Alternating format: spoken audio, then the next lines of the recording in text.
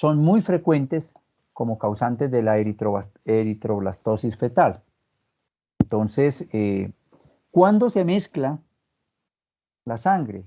Pues usualmente en los momentos en el parto, en el cual, o por algún tipo de desprendimiento prematuro de placenta, o es decir, ustedes se pueden dar cuenta que un feto que tiene un RH positivo y la madre es un RH negativo, pues en condiciones normales no hay una mezcla real, aunque evidenciablemente sí se puede generar algún tipo de contacto, pero cuando se produce el parto o por alguna razón hay un intercambio de sangre ya propiamente dicho entre las dos, entre la mamá y el bebé, se produce la sensibilización y obviamente los antígenos, en este caso el antígeno D, que es el RH positivo, el más frecuente, sensibiliza a la madre.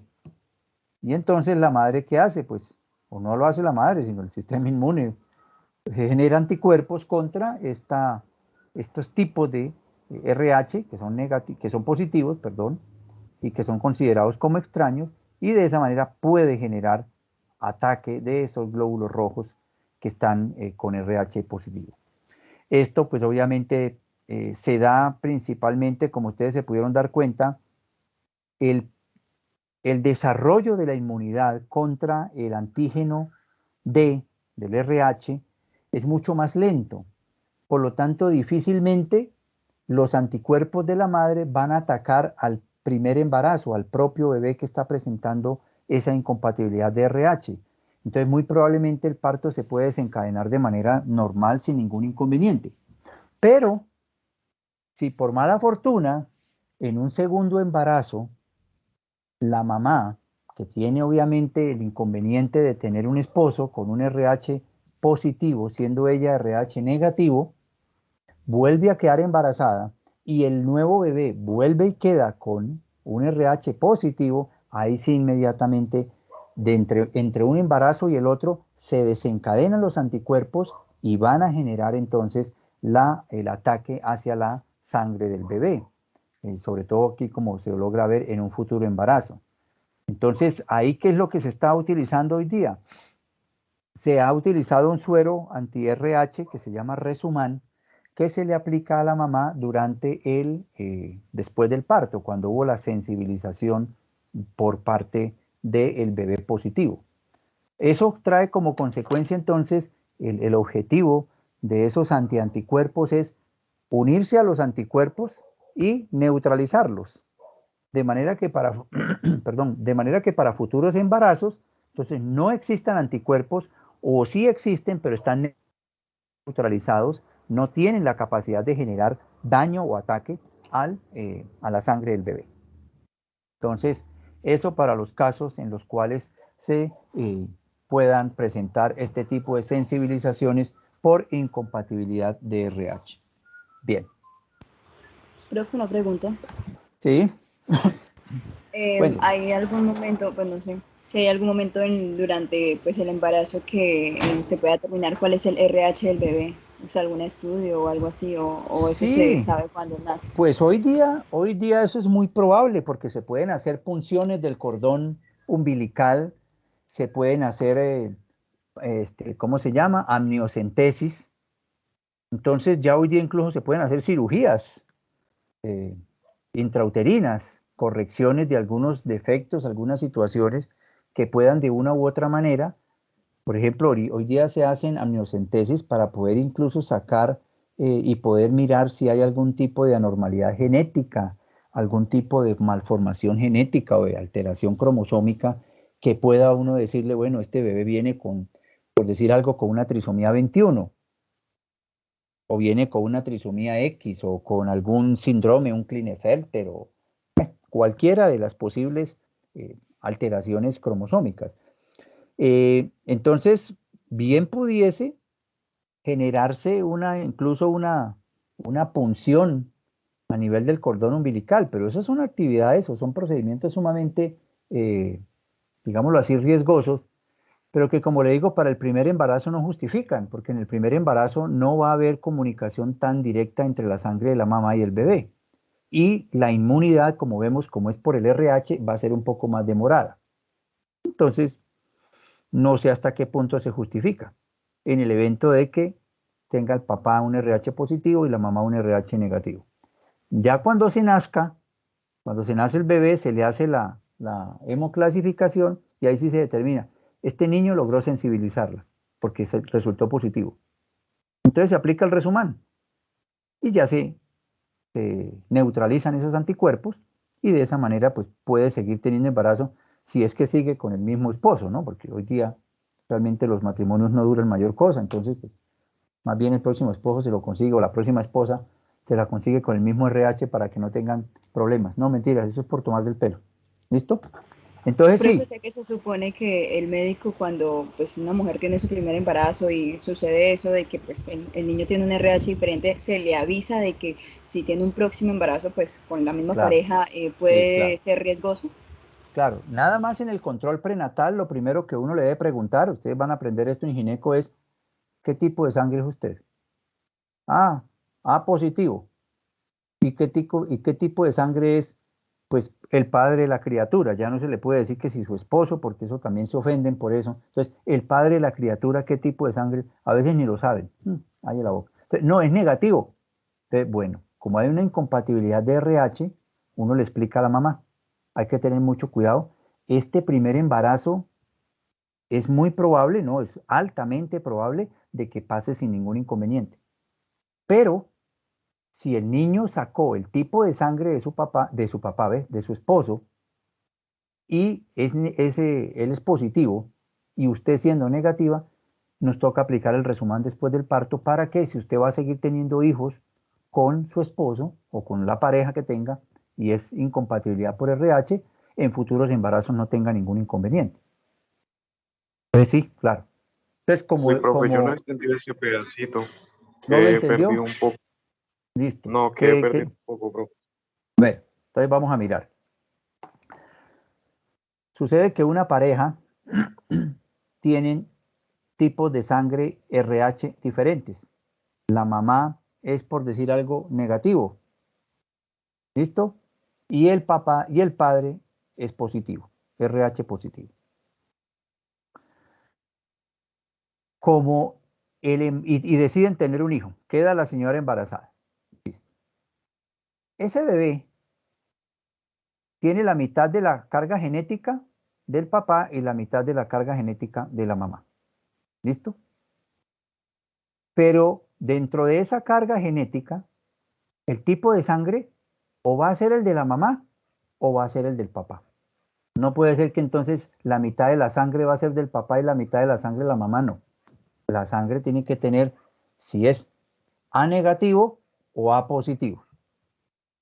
Si es el A negativo, si el niño tiene A negativo, no pasa nada. Son la misma sangre de la mamá, no tiene ningún inconveniente. Pero hay un 50% de probabilidad de que tenga el tipo de sangre del papá, que es A positivo. ¿Listo? ¿Qué pasa allí? Entonces la pregunta es, en el momento en que exista contacto entre la sangre de la mamá y del bebé, la mamá al identificar, o el sistema inmune de la mamá al identificar la sangre del bebé, la va a identificar como una sangre anormal, una sangre completamente extraña, porque tiene el RH positivo y ella no tiene RH positivo. Entonces monta anticuerpos contra esa sangre. ¿Y cuál es el resultado? Pues que va a alisar, va a destruir esos glóbulos rojos y eso trae como consecuencia pues una hemólisis del recién nacido y muerte del bebé si no se trasplanta. ¿Listo? ¿Qué ocurre? Si es el primer embarazo, si es en el primer embarazo, realmente el mayor riesgo que se va a producir de intercambio de esa sangre y como la producción de anticuerpos para el RH se demora mucho más tiempo, como hemos visto, no es tan inmediato, generalmente el primer embarazo puede cursar normal y no va a haber ningún inconveniente. Ahora, si se lograron generar anticuerpos para esa sangre del bebé y le está produciendo hemólisis, pues durante el parto, en el periodo postnatal, se hace una exsanguinotransfusión del bebé y se pueden eliminar esos anticuerpos y de esa manera se puede resolver el problema para este embarazo, el presente. Pero en la gran mayoría de los casos, el primer embarazo no cursa con inconveniente alguno. El problema es el segundo embarazo, que en el segundo embarazo sí la madre ya tiene los anticuerpos. Por lo tanto, tan pronto el segundo embarazo, tan de buenas, que vuelve y saca la sangre del papá, que es positiva, inmediatamente es atacado y ese embarazo difícilmente se puede llevar a cabo. Ahí sí el daño, digámoslo así, o el rechazo se genera desde los primeros meses del embarazo, desde las primeras semanas. Incluso es la principal causa de abortos en las primeras semanas. ¿Listo?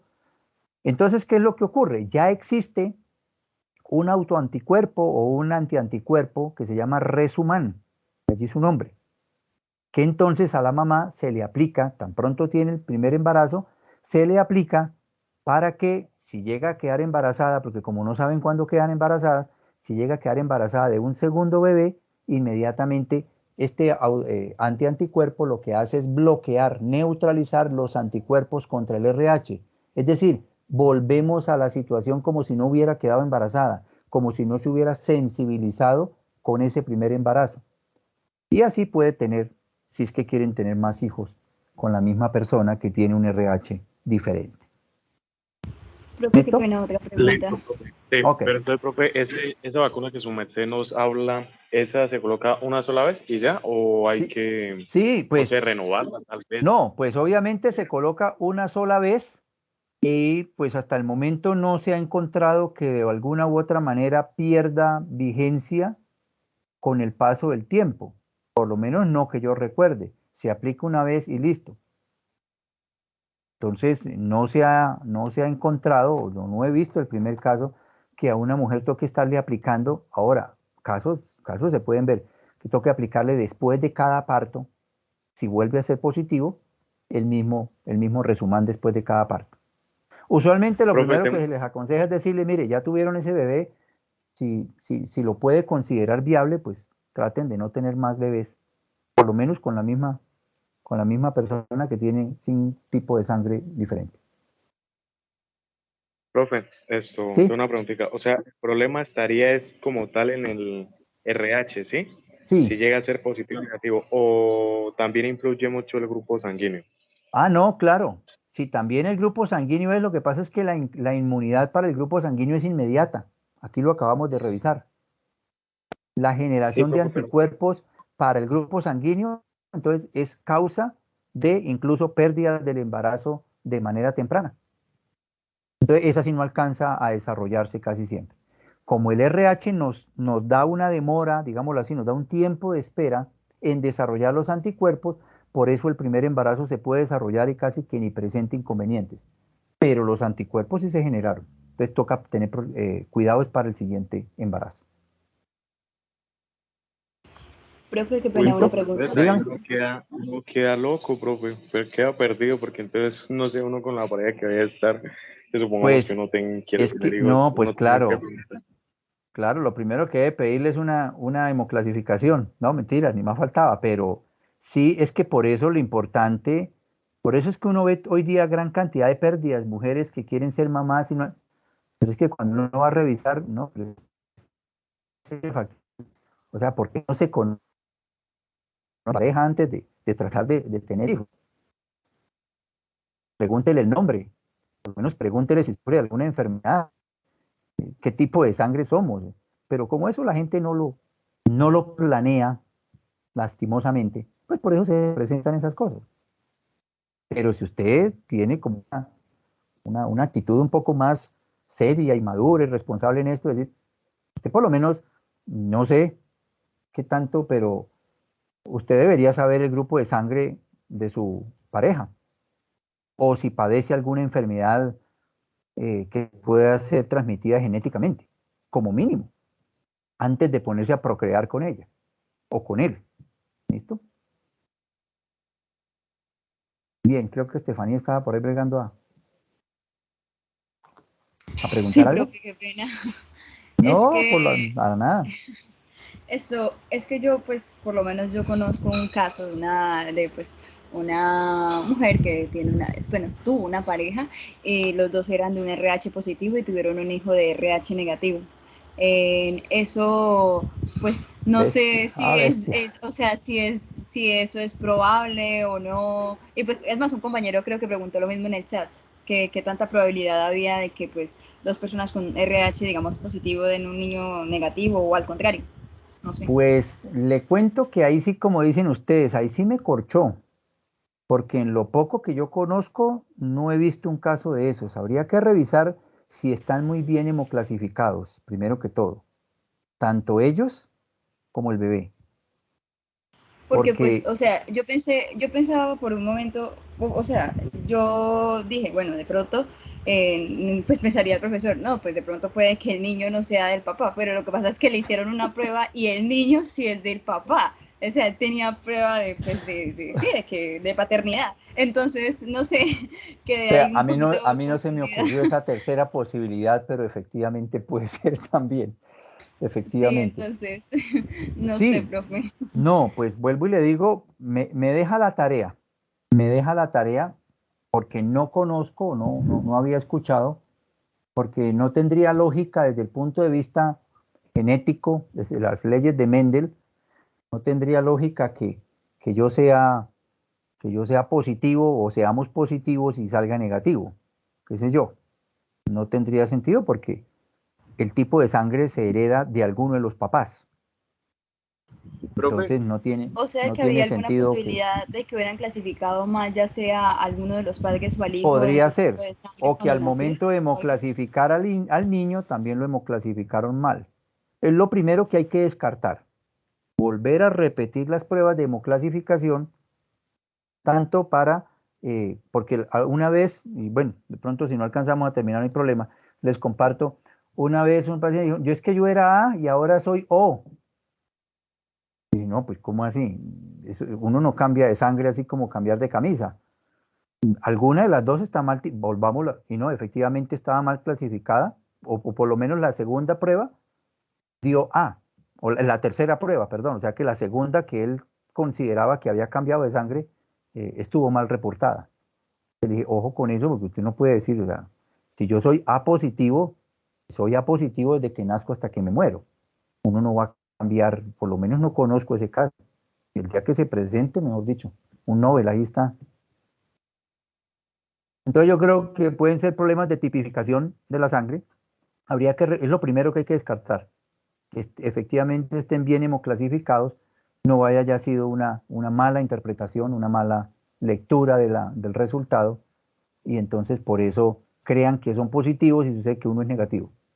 Cosa que es preocupante porque cuando se hacen este tipo de reporte de pruebas, pues tienen que garantizarse que están bien reportadas. Voy a mirar Listo, ese profe, casito, pues. gracias. Vamos a ver, Pero dejémonos entonces, tarea para el fin de digamos, semana, ya que es puente. en ¿Cómo? ese caso, digamos que entonces esa madre que tuvo, digamos, a ese niño o niña digamos, no sé, pues que los dos sean positivos y el niño nació con RH negativo, entonces en ese momento a esa madre le debieron hacer lo que dijiste ahorita, que pues cuando tienen a un niño que tenga un diferente RH, a la madre le tienen que aplicar a ella ese suero, ¿es que se llama? En Sí, caso de que claro, tenga otros. siempre, sí, el Resumán, se llama Resumán, que es un suero anti-RH, que es para neutralizar los anticuerpos que va a poder generar la incompatibilidad del RH. Como precaución pero obviamente, ya cuando efectivamente verificamos que los RH sí están bien tipificados, ¿no? Igual, pues si se lo aplican sin necesidad, pues es que, como dicen, eso es plata perdida, pero de todas maneras, pues la idea es que estemos trabajando sobre resultados confiables si es que el niño salió positivo y la mamá es negativa, porque ella le va a montar anticuerpos. ¿Listo? Listo, profe, Bien, gracias. ok, no, con mucho gusto. Bueno, en cuanto a los trasplantes de tejidos, pues esa es otra gran, digámoslo así, otro gran capítulo de la medicina, los trasplantes de tejidos. Básicamente, aquí lo que vamos a revisar es los tipos de trasplantes que nosotros podemos utilizar Cuando a mí me trasplantan un tejido o un órgano de mí mismo o del mismo animal, pues es un autoinjerto. Usualmente eso lo hacemos en piel, ¿no? Cuando tenemos que rellenar algún tipo de tejido, pues se pueden rotar colgajos. Entonces, cuando roten por cirugía, la parte de cirugía plástica reconstructiva se encarga de esto. Entonces hay una pérdida de gran parte de un tejido. Entonces podemos utilizar tejido de otras zonas para tratar de cubrir ese defecto. Eso es un autoinjerto. En este caso aquí no hay ningún inconveniente con hacer pruebas de histocompatibilidad porque es el mismo tejido de la misma persona, entonces no va a ser rechazado. Si estamos haciendo un trasplante de un tejido, un órgano, de un gemelo idéntico a otro, entonces se llama isoinjerto, en donde también estas personas comparten más del 95-98% de toda su antigenicidad. Entonces, pues la posibilidad de rechazo de ese injerto no es ningún inconveniente. Donde sí tenemos inconvenientes es cuando trasplantamos un tejido o un órgano de un ser humano a otro, ¿listo? Que se denomina un aloinjerto, eso también lo podemos hacer en animales. Y sí, efectivamente existen, ahí sí toca realizar una serie de pruebas de histocompatibilidad para poder determinar la mayor compatibilidad posible en los antígenos leucocíticos humanos, que son los que siempre son los causantes del rechazo de los injertos. Entonces, el famoso HLA. Entonces, esos son unas pruebas que se elaboran y obviamente lo que son hígado, lo que son riñón, lo que es córnea, eso hay ahorita, corazón, pulmón, hoy en día casi que se puede trasplantar todo, no en todas partes, por supuesto. Entonces, si usted, por ejemplo, el que más se trasplanta es el riñón, entonces hay una lista de espera y cuando hay muertes de jóvenes así que abusan de la velocidad y casi siempre mueren en accidentes de tránsito, entonces se hacen, y recuerden que hoy día si usted no manifiesta que no es donante, se considera potencialmente donante, entonces inmediatamente puede ser un candidato para ser donante. Entonces se le hacen pruebas de antígenos leucocíticos humanos y según, y como ya tienen el perfil inmune del que va a ser el receptor, inmediatamente lo comparan y miran ese riñón, a quién le puede servir, a cuál se le puede trasplantar. Y de esa manera, pues, a los que están en lista de espera los llaman un festivo, un domingo, lo que sea, a las 2 de la mañana, váyase para la clínica porque ya hay un donante, lo primero que le dicen. Váyase para la clínica que ya resultó un donante. Eso es después de que esa base de datos de su sistema inmune o de sus antígenos leucocíticos humanos, la han comparado con el del donante y consideran que si sobrepasa el 90% se puede trasplantar. El otro 10%, pues obviamente de todas formas hay que seguir el tratamiento de esta persona con inmunosupresores como el tacrolimus, como los corticoides, que se van a tratar de mantener que el sistema inmune del receptor no rechace el tejido que le ha sido trasplantado de otra persona. Si es el trasplante de un órgano de un animal no humano a un humano, pues se llaman senoinjertos, ¿no? Esto ya no se usa, seno quiere decir extraño, senoinjertos. Hoy día, pues incluso ni siquiera cuando utilizábamos insulina porcina o que tocaba obtenerla de los cerdos, ya hoy día, pues con todas las técnicas de recombinación del ADN, pues se hacen insulinas y todas las hormonas y todo, pues se hace también de humano. Pero está establecido el concepto cuando se trasplanta un tejido, un órgano a un animal que no sea, o de un animal no humano, se llamaría un senoinjerto, o de una especie a otra. Los que van a determinar la posibilidad o no, o la viabilidad o no de este tipo de trasplantes, pues van a ser, como les decía, los antígenos leucocíticos humanos, porque obviamente son los que se van a encargar de rechazar este tipo de trasplantes. Esto es digámoslo así, un área bien interesante. Hay que empezar a socializar y incluso entre nosotros mismos, dentro del gremio de los médicos, no existe mucha cultura de la donación de órganos y es necesario. Hoy día casi que se pueden donar todos los órganos, se puede donar piel, córnea, corazón, pulmón, riñón, hígado, mejor dicho, casi que todo. Pero lamentablemente pues todavía tenemos una concepción un poco equivocada, un poco antigua de que eso no se puede, de que es que eso es pecado, de que, bueno, y uno pues respeta esas posturas, pero realmente no tiene ninguna trascendencia. Igual es la libertad de cada persona de manifestar su voluntad de donar o su voluntad de no donar, en ese sentido. Bien. Vamos a empezar a revisar lo que es la hemostasia y la coagulación sanguínea. Hemostasia y coagulación pues son términos muy parecidos, muy sinónimos, porque hacen referencia a la capacidad que tiene el sistema vascular de prevenir la pérdida de sangre. Recordemos que uno de los principales mecanismos para iniciar, no confundan hemostasia con homeostasis, ¿no?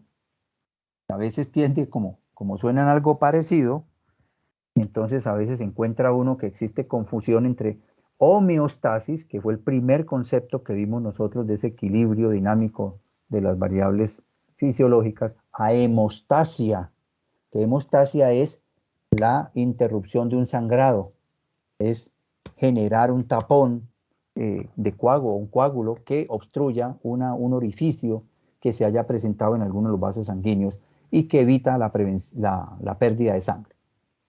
Bien, van a haber 4 elementos bien importantes o 4 pasos que constituyen el proceso de hemostasia y coagulación sanguínea.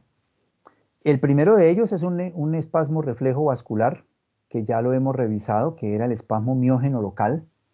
Ese ya lo vimos que es un mecanismo de defensa que se produce por parte del vaso sanguíneo, principalmente pues en vasos sanguíneos grandes o en arterias de mediano y gran calibre, con miras a tratar de cerrar ese vaso de una manera refleja.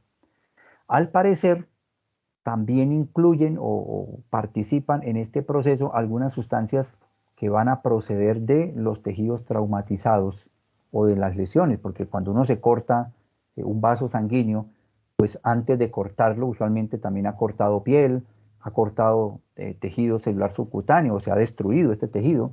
Entonces la liberación de todos estos factores quimiotácticos que miramos en la inflamación, al parecer también participan en ese proceso de generar un pequeño vasoespasmo y tratar de disminuir la salida de sangre. Pero el primer o el principal, por eso lo he resaltado aquí en negrilla, es el espasmo miógeno. Es decir, el mismo músculo al verse lacerado, al verse roto, al verse interrumpido, genera una contracción de todas las proteínas contráctiles del músculo liso de los vasos sanguíneos para generar el cierre del vaso. Si estamos hablando de los vasos sanguíneos, los vasos pequeños, los capilares, en donde realmente la cantidad de músculo es muy pequeña, también se genera un espasmo miógeno local, pero allí el efecto va a estar como potenciado o va a estar complementado por la liberación de esta sustancia que es un autacoide que se denomina el tromboxano A2. Entonces este tromboxano A2 va a traer como consecuencia, como veremos más adelante, la atracción de plaquetas y el cierre de ese vaso, porque los orificios son sumamente pequeños. Y el otro aspecto o el otro elemento que puede generar el espasmo vascular, son los reflejos nerviosos. Esto, la pérdida de sangre trae como consecuencia pues disminución de la volemia y el estímulo simpático va a generar vasoconstricción. Pero realmente este reflejo nervioso solamente se podía presentar o se podrá presentar en la medida en que el sangrado ya sea muy abundante y haya una disminución del volumen sanguíneo. Bien, el segundo paso que se genera en la hemostasia es la formación de un tapón de plaquetas. Tan pronto se rompe un vaso, Entonces, ya vimos, lo primero que trata de hacer el vaso es generar el espasmo vascular. Por el reflejo miógeno local, trata de cerrar el vaso. Pero a veces, dependiendo de la magnitud de la rotura, no es suficiente y va a seguir sangrando, va a seguir saliendo sangre por ese vaso, sin duda que el daño es bastante grande. Entonces, el siguiente paso es la formación de un tapón de plaquetas. Recordemos de las plaquetas, son parte del componente forme de la sangre, del componente sólido. En promedio estamos una persona normal debe tener entre 150.000 a 400.000 plaquetas por milímetro cúbico. Algunos otros laboratorios la reportan hasta 450.000 plaquetas por milímetro cúbico. Estas plaquetas tienen una vida media aproximadamente de 8 a 12 días en promedio. Y las plaquetas tienen una característica bien interesante y es que son células que también tienen moléculas contráctiles, como las que observamos a nivel de los músculos esqueléticos y los músculos lisos, que son la actina y la miosina. Adicionalmente está la trombostenina, que es la que le va a permitir que se formen una serie de pseudópodos. La plaqueta es como una especie de esferita o como un óvalo con una serie de tentáculos, ¿no? Como si fuera un erizo, como si fuera una cuestión así que le salen varios pseudópodos. Pero cuando ella se contrae inmediatamente, estos pseudópodos tratan o le permiten adherirse mucho más al endotelio vascular. Y la contracción de estos pseudópodos viene dada por esta proteína, la trombostenina. Aparte de que tienen estas estructuras proteicas musculares, sintetizan las plaquetas una gran cantidad de sustancias como las prostaglandinas, factor estabilizador de fibrina y factor de crecimiento endotelial. Todas ellas van a traer como consecuencia, en el caso de las prostaglandinas, estimular toda la cascada de la coagulación en el evento de que se requiera, y obviamente estabilizar la fibrina, que como vamos a ver es uno de los pasos de convertir fibrinógeno en fibrina, uno de los pasos finales para generar el tapón hemostático. La fibrina va a ser como una especie de, yo lo comparo como una gasa, esas gasas que utilizamos nosotros para limpieza de las heridas, básicamente es eso. La fibrina va a conformar una malla sobre la cual se van a enredar o se van a depositar gran cantidad de plaquetas para formar el tapón hemostático. Entonces, y el crecimiento endotelial, que como su nombre lo dice, va a tratar entonces de al final estimular la reparación o el cierre definitivo de ese orificio, de esa ruptura del vaso, gracias al crecimiento de nuevo endotelio. Bien. Cuando el endotelio está normal, la membrana de ese endotelio usualmente no expresa proteínas que generen o que faciliten la adhesión de plaquetas. La única forma para que se empiecen a activar la adhesión de las plaquetas en el endotelio es cuando éste está roto, cuando éste se rompe. Porque al romperse, obviamente, pues no solamente los vasos se rompen de afuera hacia adentro como ocurre en los traumas, sino cuando hay una hipertensión arterial se pueden romper de adentro hacia afuera porque la presión de la sangre hace que se rompan. Entonces pueden romperse en ambas direcciones. Pero cuando se rompe el vaso sanguíneo, obviamente el endotelio se destruye o parte del endotelio se destruye y expone las fibras de colágeno subendotelial. Y son estas fibras de colágeno subendotelial que empiezan a expresar ciertas proteínas que traen como consecuencia que la plaqueta se adhiera a esas fibras de colágeno. Cuando el endotelio está normal, la plaqueta no tiene capacidad ni receptores para poder adherirse a el endotelio sano. Pero cuando está dañado, el colágeno sí tiene esas características propias que le permiten a la plaqueta adherirse al colágeno y a la zona donde está dañada.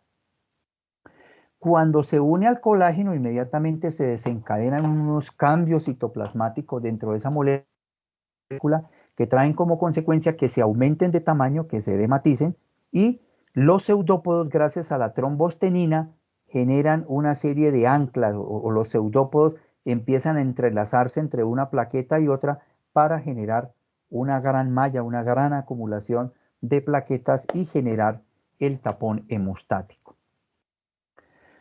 Este mecanismo hasta acá, cuando la plaqueta se une al colágeno subendotelial, casi que responde por el daño que se produce en los vasos sanguíneos de forma natural. Normalmente se pueden generar perforaciones en los vasos sanguíneos, pero son perforaciones muy pequeñas que solamente con este proceso inmediatamente se cierra el vaso y no pasa absolutamente nada.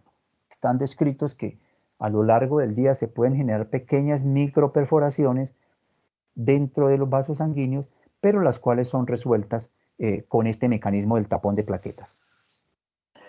Si por alguna razón el proceso no se puede resolver con solo unirse al colágeno subendotelial, las plaquetas también tienen la capacidad de liberar una serie de sustancias protrombóticas o procoagulantes, como son el factor de von Willebrand, como son el tromboxano 2. La liberación de estas dos sustancias que son producidas por las plaquetas va a traer como consecuencia que generan efecto quimiotático, o como lo que ya hemos visto, de llamar a atraer más plaquetas y aumentar la adhesión plaquetaria. Dentro de las coagulopatías, una de las tantas están las personas que carecen del factor de von Willebrand. Son personas que empiezan a presentar sangrados a pesar de tener un número normal de plaquetas. Como veremos más adelante, pues la principal causa que uno debe tener como para definir los sangrados o para achacarle a los sangrados o los problemas de la coagulación es que haya un recuento bajo de plaquetas.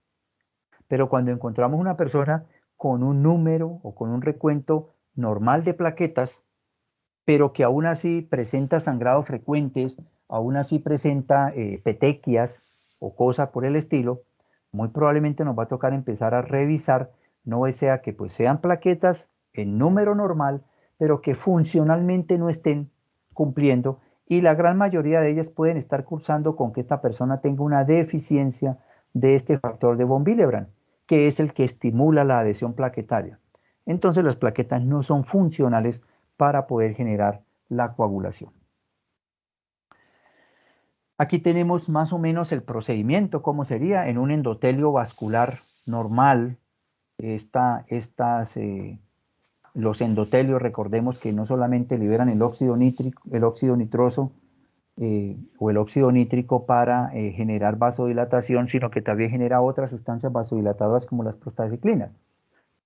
Cuando se rompe, ustedes pueden ver aquí la lesión, el exponer el colágeno subendotelial trae como consecuencia entonces que las plaquetas se puedan adherir a él, cosa que cuando el endotelio normal, como está viéndose acá, no se adhiere. ¿Listo? Entonces, al poderse adherir a este colágeno subendotelial, se empiezan a generar toda la liberación. Ya vimos el factor de von Willebrand, el tromboxano A2, que lo que va a traer es más plaquetas y aumentar la adhesión plaquetaria para generar de esa manera el cierre o el tapón plaquetario. Solamente hasta el momento estamos hablando de que están interviniendo solo las plaquetas. Hasta acá no está interviniendo la cascada de la coagulación todavía. Simplemente el segundo paso después del vasoespasmo, el tapón plaquetario. Bien.